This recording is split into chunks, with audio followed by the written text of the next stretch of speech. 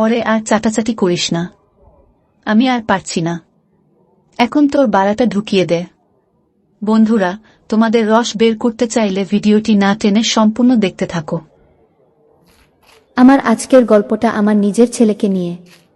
আমি জানি তোমরা মা ও ছেলের বাস্তব ঘটনা খুব পছন্দ করো, তাই তোমাদের কথা মাথায় রেখে আমি আবারও একটা নতুন মা ও ছেলের বাস্তব ঘটনা নিয়ে হাজির হলাম। তো বন্ধুরা, ভিডিওটি শুরু করার আগে তোমাদের কাছে আমার একটাই অনুরোধ, তোমরা যারা এখনো আমার চ্যানেলটি সাবস্ক্রাইব করো নাই, তারা এখনই ভিডিওতে একটা লাইক দিয়ে চ্যানেলটি সাবস্ক্রাইব করুন। তো চলো তাহলে আর দেরি না করে ঘটনাটি শুরু করি। সকাল থেকেই আমার বোমা আর আমার ছোট ছেলেকে কোথাও খুঁজে পাচ্ছি না। আমি তাদেরকে খুঁজতে খুঁজতে আমাদের গোডাউন রুমে চলে গেলাম। সেখানে গিয়ে আমি আমার বৌমাকে ডাকতে লাগলাম, কিন্তু আমি সেখানে কোনো সাড়া শব্দ পেলাম না। তখন আমি সেখান থেকে চলে আসব, ঠিক তখনই একটা শব্দ শুনতে পেলাম।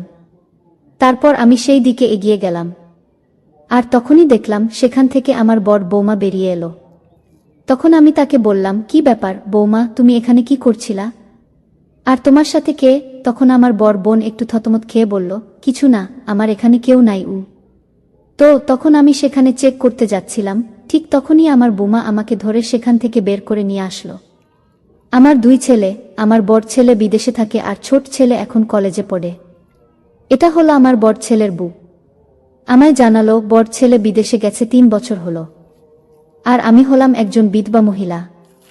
আমার দুই ছেলেই এখন আমার জীবনের সবকিছু। আমার ছোট ছেলের নাম আকাশ। সকাল থেকেই আমি আকাশকে খুঁজে পাচ্ছি না। তখন বৌমাকে বললাম, আচ্ছা তুমি কি তোমার দেবরকে দেখেছ? মানে আকাশের কথা বলছি। তখন সে আমাকে বলল, আম্মু, আমি তো তাকে সকাল থেকেই দেখিনি। তারপর আমরা গোডাউন রুম থেকে চলে আসার একটু পরে দেখলাম আকাশও তার রুমে চলে এল। তখন আমি তাকে বললাম, তুই কোথায় গেছিলিস? তখন আমার ছেলে বলল, কোথায় যাব, আমি তো রুমে ছিলাম। তখন আমি তার মাথার দিকে তাকিয়ে দেখি তার মাথায় চুলকানি লেগে আছে। তখন আমার একটু সন্দেহ হলো, কারণ চুলকানি তো আমাদের গোডাউন রুমে ছাড়া আর কোথাও নাই। এদিকে বৌমাও একটু আগে গোডাউন রুম থেকে বের হলো, আর আমার ছোট ছেলে মাথায় ও চুলকালে লাগানোর জন্য। তাহলে কি আমার বর বৌমা আর আমার ছোট ছেলের মধ্যে কোনো অবৈধ সম্পর্ক চলছে? না তো, এদেরকে আমার একটু চোখে চোখে রাখতে হবে। এরপর থেকে আমার ছেলে যতক্ষণ বাসায় থাকে আমি তাকে সবসময় চোখে চোখে রাখতে শুরু করলাম। এবার আমি একটু নিজের কথা বলি। আমার বয়স 27 বছর। খুবই অল্প বয়সে আমার বিয়ে হয়, মাত্র 12 বছর বয়সে। আমার আব্বু আম্মু আমাকে বিয়ে দেয়, তারপর আমার এই দুই ছেলে জন্মগ্রহণ করে। 5 বছর পরে একটি সড়ক দুর্ঘটনায় আমার স্বামী মারা যায়। এরপর আমার এই দুই ছেলের কথা ভেবে আমি আর দ্বিতীয় বিয়ে করিনি। তখন থেকেই আমার এই দুই ছেলেই আমার সবকিছু। সবাই বলে আমাকে দেখতে নাকি হুবহু নায়িকা পূর্ণিমার মতো। ছেলেদের মানুষ করতে গিয়ে আমি আমার নিজের যৌবনের চাহিদার কথা ভুলেই গেছি। যখন থেকে আমি আমার ছোট ছেলেকে চোখে চোখে রাখতে শুরু করলাম, ঠিক তখন থেকেই আমি একটা জিনিস খুব ভালোভাবে অনুভব করলাম, আমার ছেলে আমাকে কেমন জানি একটা অদ্ভুত দৃষ্টিতে দেখে। তারপর হঠাৎ একদিন তো সে তার সব সীমা অতিক্রম করল। সেদিন আমার বোমা মার্কেটে গিয়েছিল কিছু কেনাকাটা করার জন্য। তখন আমার ছেলে বলল, আম্মু, আমিও ভাবির সাথে যাই। তখন আমি তাকে বললাম, তুই কেন যাবি? সে কি তোর বউ নাকি? তুই বাসায় থাক। তারপর আমার কথা মতো সে তার রুমে চলে গেল, আর আমি বাথরুমে গেলাম গোসল করতে। আমাদের বাথরুমটা অনেক ছোট, তাই সেখানে শুকনো কাপড় নিয়ে যাওয়া যায় না। গোসল করে নিজের রুমে এসে কাপড় চেঞ্জ করতে হয়। আমি যখন গোসল শেষ করে ভেজা কাপড়ে নিজের রুমে আসলাম, তখন আমার ছেলে আমার পেছন পেছন আমার রুমে প্রবেশ করল। তখন আমি আমার ছেলেকে বললাম, কিরে বাবা, তুই এখানে কেন? তখন সে আমাকে যেটা বলল সেটা শুনে আমার মাথায় আকাশ ভেঙে পড়ল। সে বলল, আম্মু, তোমাকে এই ভেজা কাপড়ে অসম্ভব সুন্দরী লাগছে। আগে কাপড় চেঞ্জ করো না, আমাকে একটু দেখতে দাও। আমি তোমাকে একটু মন ভরে দেখি। তখন আমি তাকে বললাম, তুই কি বলছিস এসব? তোর কি মাথা ঠিক আছে? তারপর আবার বললাম, তুই এখন আমার রুম থেকে বের হয়ে যা, আমি এখন কাপড় তখন আমার ছেলে যেটা বলল সেটা শুনে তো আমি রীতিমতো হতভম্ব হয়ে গেলাম। সে আমাকে বলল, আম্মু, তুমি কাপড় চেঞ্জ করো, আমি আছি, তাতে কি হয়েছে? আমি কি আর বাইরের কেউ নাকি? আমি তোমাকে একটু মন ভরে দেখি। তখন আমি একটু রাগ দেখিয়ে তাকে বললাম, আমি ভালোভাবে বলছি, তুই আমার রুম থেকে বের হয়ে যা। গিয়ে আমার ছেলে মনে কষ্ট নিয়ে আমার রুম থেকে বের হয়ে গেল। এরপর আমি আয়নার সামনে দাঁড়িয়ে নিজেকে দেখতে লাগলাম। নিজেকে দেখে অবাক হতে লাগলাম, সত্যিই আমাকে অসম্ভব সুন্দরী লাগছে। তখন আমি বুঝতে পারলাম আমার ছেলে আমার এই সৌন্দর্যের প্রেমে পড়েছে। পরে লক্ষ্য করলাম আমার ছোট ছেলে এখন আর তার ভাবির দিকে তাকায় না, সে সব সময় আমার দিকে তাকিয়ে থাকে। এটা দেখে আমারও খুব ভালো লাগে, নিজের প্রতি গর্ব হয়, কারণ বাড়িতে একটা যুবতী সুন্দরী মেয়ে আছে, আমার বড় ছেলের বউ। কিন্তু আমার ছোট ছেলে তার দিকে না তাকিয়ে সে আমাকে দেখছে। তাহলে আমি সত্যিই অনেক সুন্দরী। তারপর হঠাৎ একদিন আমার ছেলে তার সব সীমা অতিক্রম করল। আমার বৌমা আমাকে বলল, আম্মু, আমার আব্বু খুবই অসুস্থ, তাই আমি একটু বাবার বাড়ি যাচ্ছি।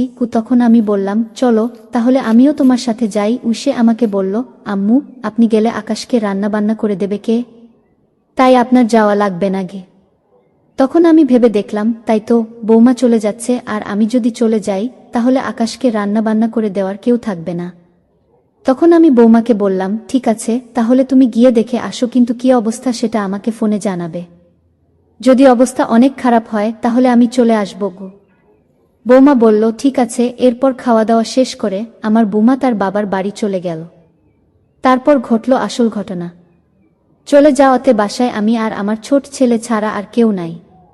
তখন ছেলের সব সীমা অতিক্রম করতে শুরু করল। সে আগে আমাকে লুকিয়ে লুকিয়ে দেখত, কিন্তু এখন যেহেতু বাসায় আর কেউ নাই, তার জন্য সে সরাসরি আমাকে দেখতে শুরু করল। তার এই চাহনিতে আমি খুব একটা অস্বস্তির পড়ে গেলাম। কিন্তু একটা জিনিস ভেবে আমার খুব ভালো লাগছে যে আমার ছেলের মতো যুবক ছেলে আমাকে অপলক দৃষ্টিতে দেখছে। তাহলে আমি দেখতে আসলেই কতটা সুন্দরী, এটা ভেবে আমার খুব ভালো লাগছে। কিন্তু সারাদিনের সব কিছু চললেও রাতে ঘটল আসল ঘটনা। সন্ধ্যায় আমি রান্না বান্না শেষ করলাম।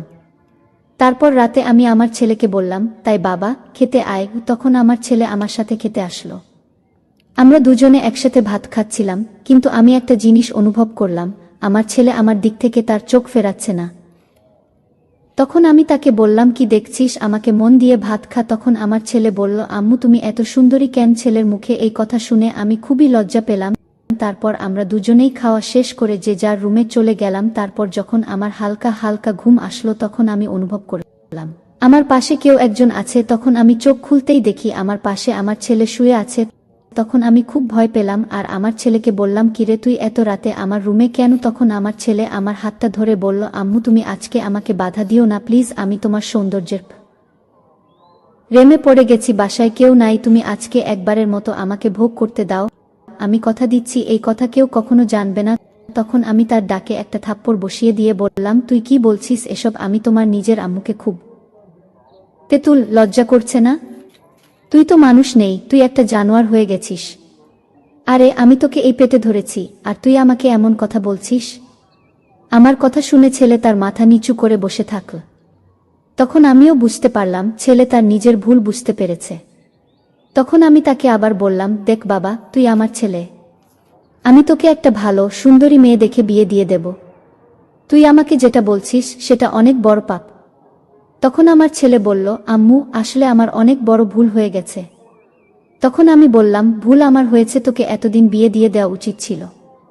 কালি আমি তোর জন্য মেয়ে দেখতে যাব। তারপর আমার ছেলেকে বললাম, এখন তুই তোর রুমে যা। তারপর সে তার রুমে চলে গেল। এরপর আমার বাবা বাড়িতে আসলে আমি আসি। দুইজনে মিলে একটা সুন্দরী মেয়ে দেখে আমার ছেলেকে বিয়ে দিয়ে দিলাম। তারপর তারা সুখে শান্তিতে সংসার করতে লাগলো।